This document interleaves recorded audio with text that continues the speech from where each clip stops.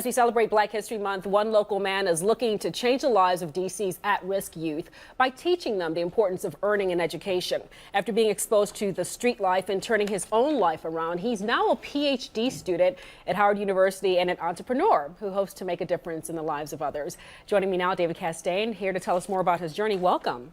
Thank you. Thank you very much for having me. I'm really honored to be here, especially on Black History Month. It's our honor. You have a very interesting background. I want you to just tell us a little bit about your journey, what led you to this point. Talk about that street life and what you went through to get to this point. Well, growing up, I had a lot of trials and tribulations. I'm from Los Angeles County, California, and made a lot of bad decisions, which actually left me in a pretty bad predicament. But what I did was actually learn from my mistakes, and it actually allowed me to see life in a bigger light. When you say learn from your mistake, were there people around you that you surrounded yourself with that helped you make that turnaround? Definitely people around me. Definitely a lot of peer pressure, and just being in the environment, you kind of grow up into it. So what made you, how did you make that change? What made you say, this is not for me, I want something better? Well, what really happened was I got into a lot of trouble, and my freedom was in jeopardy, and really allowed me to realize what was going on and that the decisions that I was making weren't the best decisions. So at that point, I decided that, I was going to pursue my education and turn my life around. And education being the cornerstone leading us to today, and you're now a PhD candidate. I mean, you've done so well. Talk a little bit about what your foundation is about and what you're doing now to inspire other people.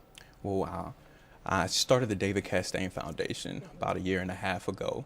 And the reason that I started it was to prevent other children from growing up in the type of environment I did without a. And we're looking at a picture of some of the children in the program, or have gone through the program. That is Castain Elementary School. I actually partnered with a friend of mine, Melissa Branton, who actually is an award-winning professor at Castain Elementary, and she invited me to come out and work with the kids, and we actually partner on a lot of things, and we're actually doing a mentorship program where people in Southeast DC can actually come out and help mentor the kids at Stanton. So your program is based in DC. It targets DC youth. Definitely targets DC youth. What's in your future? You've done so much already. What lies ahead?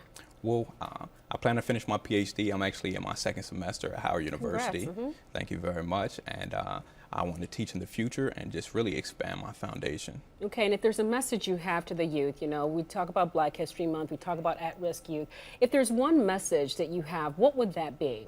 My message to the youth would be to continue doing what you're doing, find a positive role model in your life, and just really strive for greatness, because you can really do anything that you want to do, no matter what environment you come from or what trials or tribulations you've been through.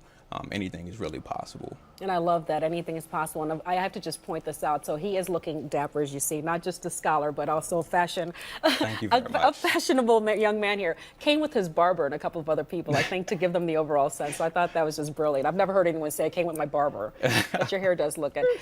That's a total aside. But again, thank you so much for all you do. And I know for the kids, it's so inspirational to see someone like you, particularly a young Black man, who is doing something with his life and giving back. That's very important.